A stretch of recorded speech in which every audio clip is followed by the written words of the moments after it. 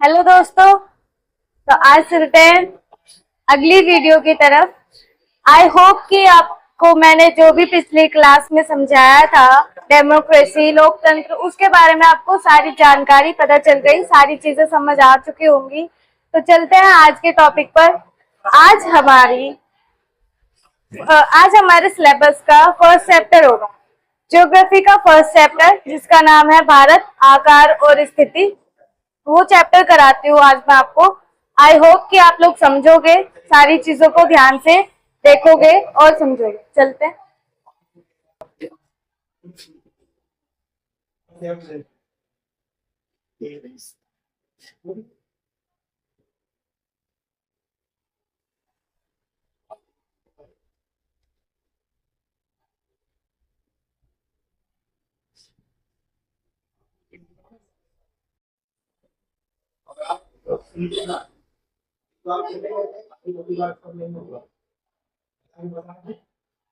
क्या भारत, आकार और स्थिति।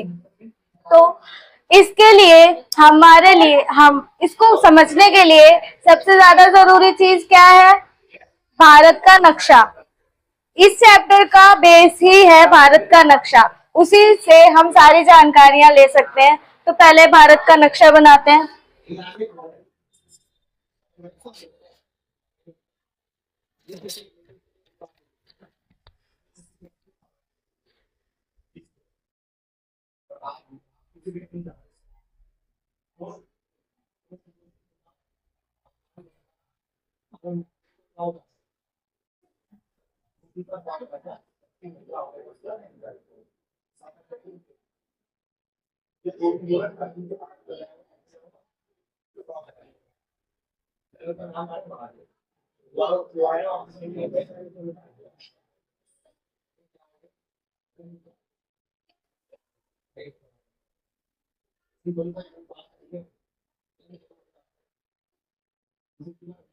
ठीक है, ये भारत का नक्शा है।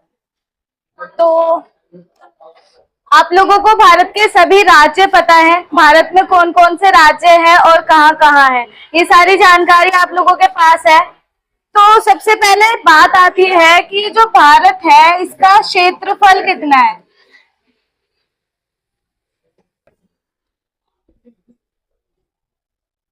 भारत का क्षेत्रफल कितना है? 32.8 लाख वर्ग किलोमीटर। ठीक है, ये भारत का क्षेत्रफल है 32.8 लाख वर्ग किलोमीटर। उसके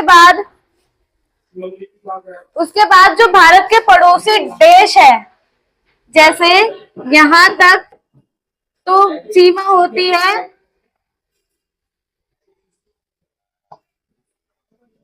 ये सीमा है समुद्री सीमा। ठीक है, इतनी सीमा क्या है? समुद्री सीमा। तो इस सीमा का जो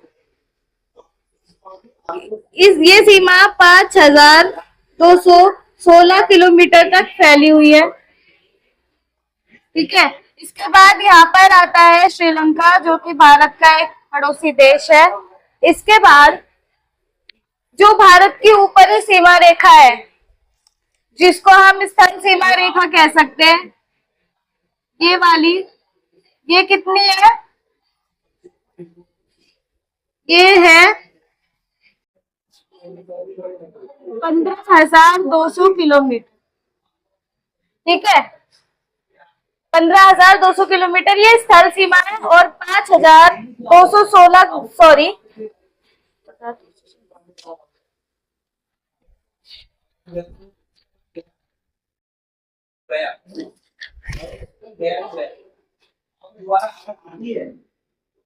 ये 7,516 किलोमीटर। ठीक है, उसके बाद इतनी चीजें समझ आ गई आप लोगों को। इसके बाद आता है जो भारत है, वो पूरी दुनिया का, मतलब कि जो भारत है उसमें पूरी दुनिया से कितनी भूमि है उसके अंदर। ठीक है, पूरी दुनिया, तो ये भारत है, इसके पास पूरी दुनिया के कितनी प्रतिशत भूमि है? 2.4 किलोमीटर। सॉरी 2.4%।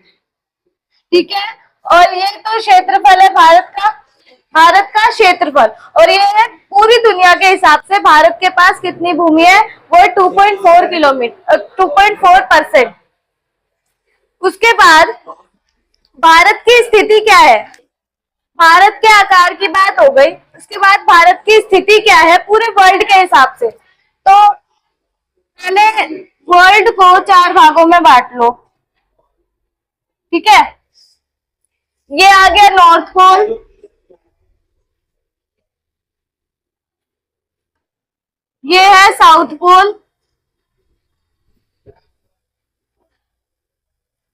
यहाँ पे आ गया वेस्ट, और ये ईस्ट। तो यहाँ पे भारत की स्थिति क्या देखी जा रही है, भारत नॉर्थ के और ईस्ट के बीच में है। तो ये कौन सी स्थिति है इसकी, उत्तरी पूर्व। ठीक है, भारत दुनिया के कौन से कोने में है, उत्तरी पूर्व कोने में। उसके बाद हम बात करते हैं एशिया की। एशिया कुछ ऐसा है जिसमें भारत है, तो एशिया के अंदर भारत कौन सी दिशा में है, एशिया यहाँ से फैला हुआ है पूरे में। एशिया के अंदर भारत कौन सी दिशा में है, दक्षिण में। भारत एशिया महाद्वीप का कौन सा देश है, दक्षिण एशियाई।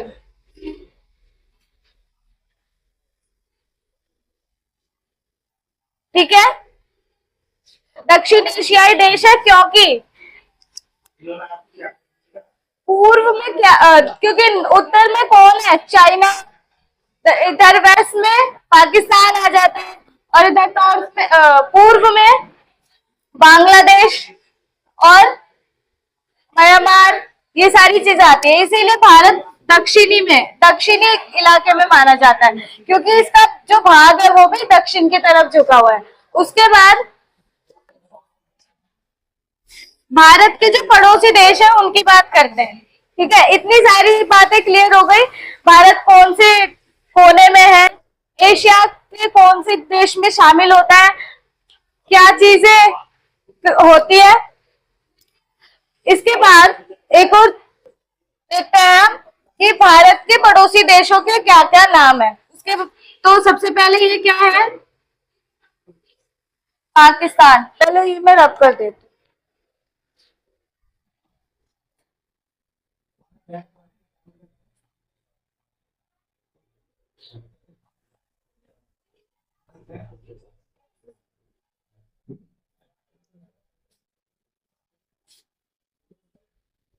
चलो, ये क्या है, इतना पाकिस्तान। भारत का जो पश्चिमी देश है, पश्चिमी पड़ोसी देश, वो क्या है, पाकिस्तान। फिर इतनी सी सीमा लगती है, ये क्या है, अफगानिस्तान।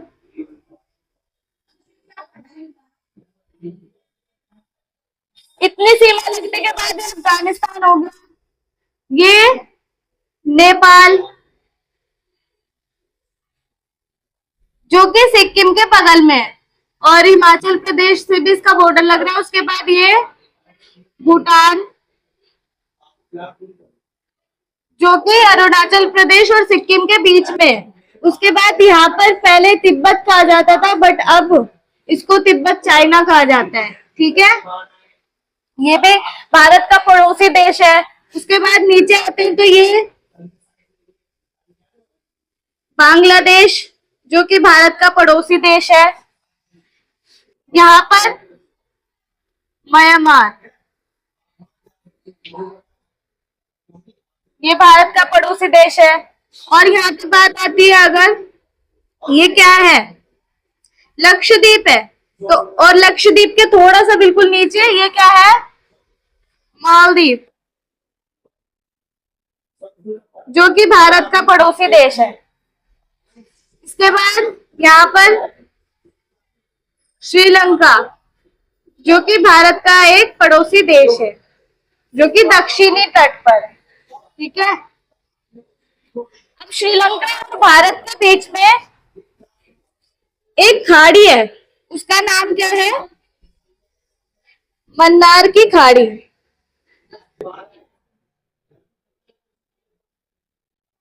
भारत और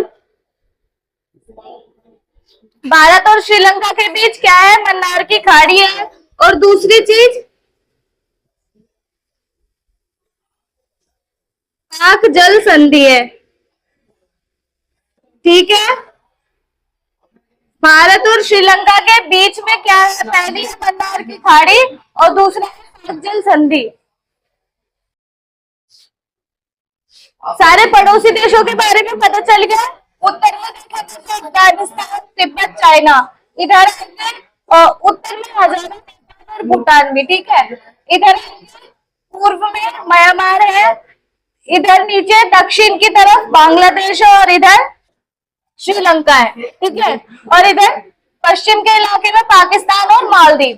ठीक है, इतनी चीजें पता चल गई। अब उसके बाद एक रेखा होती है जो भारत को दो भागों में काटती है, उसका नाम क्या है? कर्क रेखा। ट्रॉपिक ऑफ कैंसर भी कहते हैं इसे इंग्लिश में, कर्क रेखा। अब ये भारत के कितने राज्यों को काटती है? यहाँ पे कौन से राज्य है? गुजरात। फिर यहाँ से इतना राजस्थान आ जाता है। ठीक है, राजस्थान, उसके बाद मध्य प्रदेश, छत्तीसगढ़, झारखंड, वेस्ट बंगाल, इधर त्रिपुरा और मिजोरम। कितने राज्य हो गए? 8 राज्य हैं जिन्हें ट्रॉपिक ऑफ कैंसर काटती है या फिर कर्क रेखा काटती है।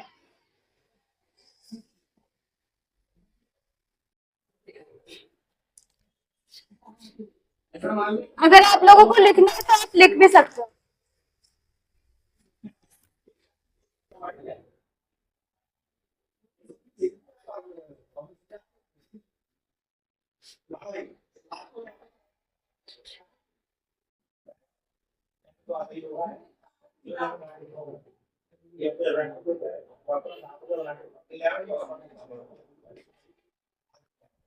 कर्क रेखा किन राज्यों को काटती है?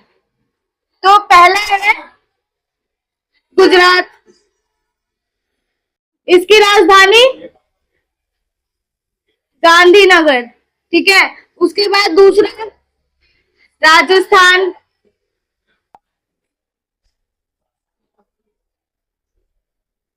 इसकी राजधानी है जयपुर। तीसरा मध्य प्रदेश, इसकी राजधानी भोपाल। फोर्थ है छत्तीसगढ़,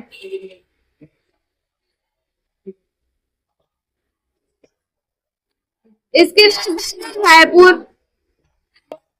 उसके बाद झारखंड, इसकी राजधानी है रांची। 6th है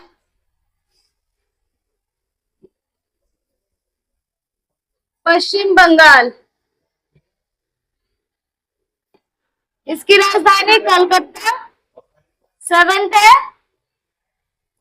त्रिपुरा, इसकी राजधानी अगरतला। और 8th है मिजोरम, जिसकी राजधानी है आइजोल।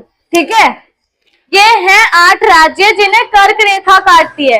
आप इन्हें लिख भी सकते हैं। उसके बाद बात ये है, इसके बाद एक क्वेश्चन आया दिमाग में कि पश्चिम बंगाल जो है, तो पश्चिम बंगाल क्यों कहते हैं? आया कभी दिमाग में ये क्वेश्चन कि पश्चिम बंगाल को पश्चिम बंगाल क्यों कहा जाता है? क्योंकि जो पूर्व बंगाल है वो बांग्लादेश को कहा जाता था। बंगाल यहाँ पर ये बांग्लादेश की सीमा है ना, और ये पश्चिम बंगाल है। तो ये पश्चिम बंगाल होता था, ये पूर्व बंगाल होता था जब भारत का विभाजन नहीं हुआ था। ठीक है, ये होता था पश्चिम और ये पूर्व। कब की बात है? जब भारत का विभाजन नहीं हुआ था, 1947 से पहले की बात है। तो भारत की स्थिति आप लोगों को समझ आ चुकी है। अब और चीजें हैं जिसके लिए फिर से मैप बनाना पड़ेगा।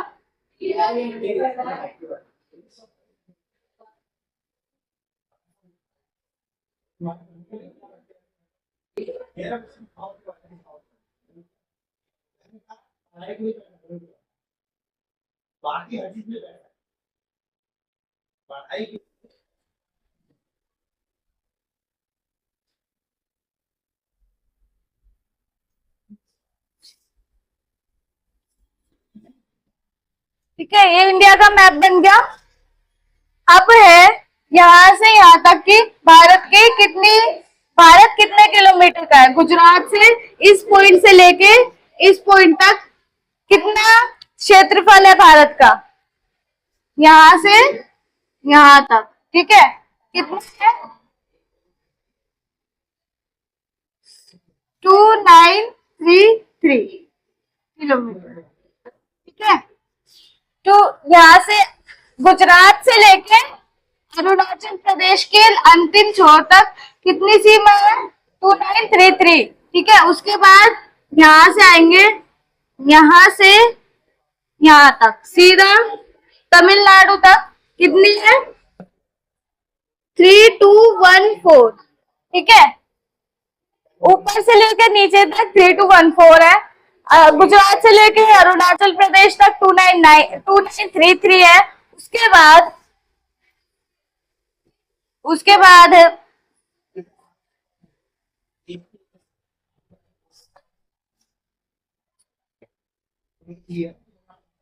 एक रेखा यहां से जाती है, एक रेखा कह लो या चैनल कह लो, यहां से जाती है, जो है 82 डिग्री 30 का चैनल है। ठीक है, जो कि भारत को ऐसे काटती है, ऐसे दो भागों में काटती है, पहला इधर का, दूसरा इधर। इधर ज्यादा भाग आ रहा है ना, इधर कम आ रहा है। इसका नाम है 2 डिग्री 30 चैनल। अब भारत का उत्तरी अक्षांश कहाँ तक है? जो कि है ये दक्षिण है ना, यहां से भारत का अक्षांश है 8 डिग्री 4 से लेकर ऊपर उत्तर तक 37 डिग्री 6। ये भारत का उत्तरी अक्षांश है।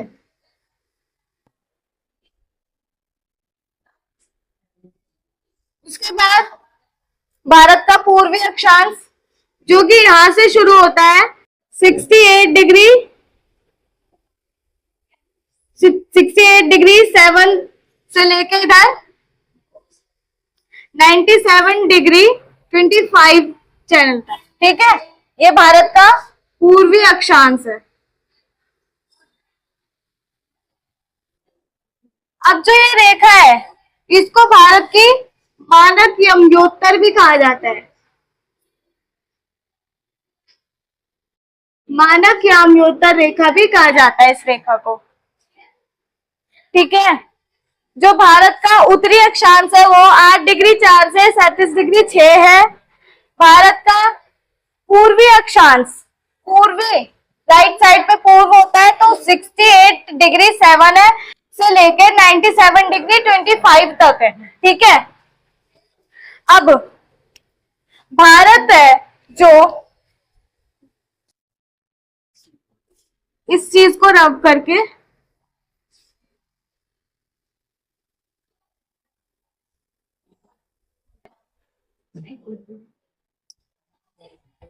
जो विश्व का दक्षिण एशियाई भाग होता है उसको इतना सुंदर क्यों कहा जाता है?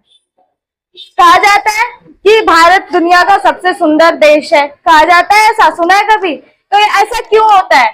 क्योंकि ये दक्षिण एशिया का दक्षिणी हिस्सा है। तो इसके उत्तर में क्या है?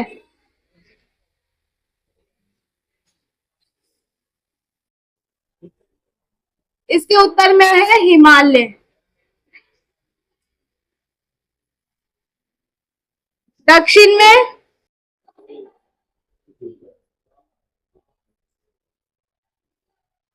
हिंद महासागर।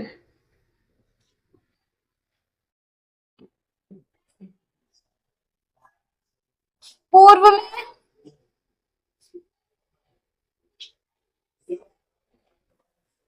में बंगाल की खाड़ी।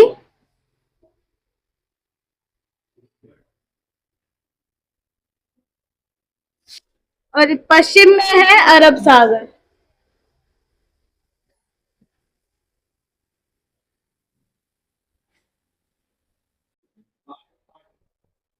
अब उत्तर में हिमालय मतलब जो पहाड़ होते हैं, पर्वत होते हैं वो। दक्षिण में हिंद महासागर, सबको पता है। फिर अरब सागर जो कि पश्चिमी इलाका है एशियाई देशों का। उसके बाद पूर्व में बंगाल की खाड़ी। अब ये इसके बाद एक क्वेश्चन आया दिमाग में कि इसे हिंद महासागर क्यों कहा जाता है। इसका नाम हिंद महासागर कैसे पड़ा, क्यों पड़ा? क्योंकि ये जो भारत का हिस्सा है ना, जैसा तट भारत इस सागर को प्रदान करता है, जैसा किनारा भारत का है इस सागर के साथ, वैसा किसी और देश का है ही नहीं। ठीक है, इसीलिए इसे हिंद महासागर के नाम से जाना जाता है। भारत का ये वाला हिस्सा तो चौड़ा है, उसके बाद यहाँ तक आते आते पतला हो जाता है ये हिस्सा। इसको क्या कहते हैं? 23 डिग्री 30 का चैन। ठीक है, इतना हिस्सा यहाँ से चौड़ा होता है, फिर आते आते पतला हो जाता है। उसके बाद जो भारत के हमने पड़ोसी देश देख लिए। अब भारत के ऐसे राज्य जो पड़ोसी देशों को छूते हैं। भारत के कौन कौन से राज्य हैं जो कि पड़ोसी देशों को छूते हैं? पहला तो हो गया लद्दाख। ठीक है, फिर जम्मू कश्मीर। इन सबको रब कर दूं, चीजें क्लियर होती जाए।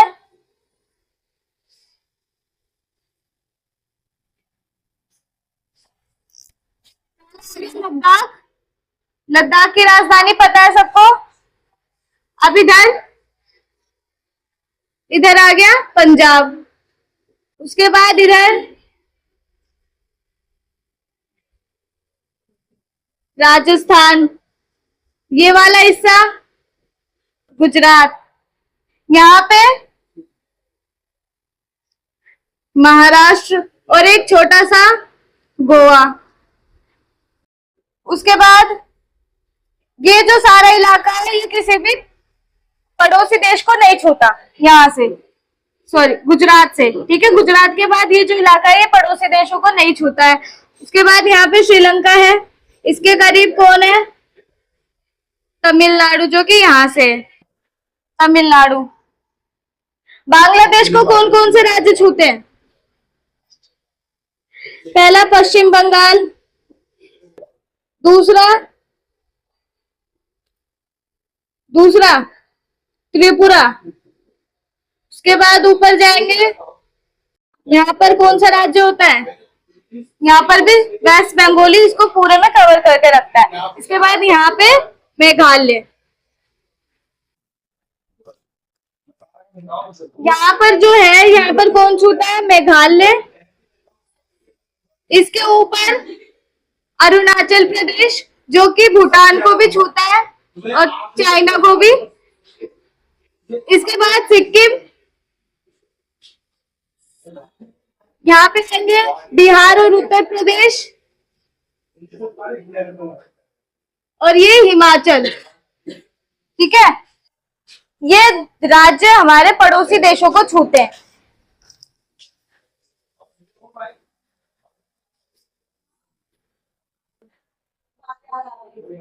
उसके बाद है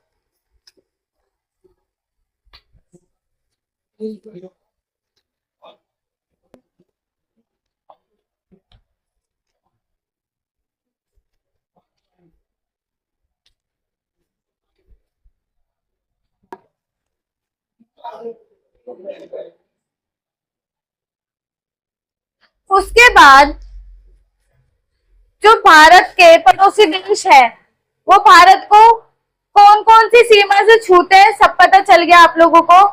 जो भारत है उसकी स्थिति समझ आ गई है। भारत में जो हिमालय है, जो कि लद्दाख और जम्मू कश्मीर की साइड पड़ते हैं, इन हिमालयों की स्थिति कैसी है? ये नए पर्वत माने जाते हैं, या फिर कह लो अभी अपने बालपन स्थिति में है ये पर्वत। ठीक है, अगर पूछा जाए कि भारत में सबसे पुराना पर्वत कौन सा है, तो वो है जो दिल्ली, जिस पर्वत पे दिल्ली टिकी है, उस पर्वत का नाम है अरावली पर्वत। ये सबसे पुराना पर्वत है, ठीक है, जिस पर दिल्ली टिकी हुई है।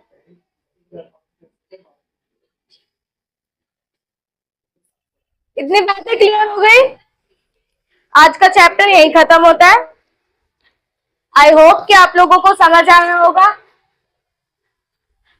अगर आपको कोई परेशानी हो या फिर कुछ समझने में दिक्कत हो, तो आप लोग मुझसे पूछ सकते हैं और आप लोग कमेंट करके हम लोगों को बता सकते हैं।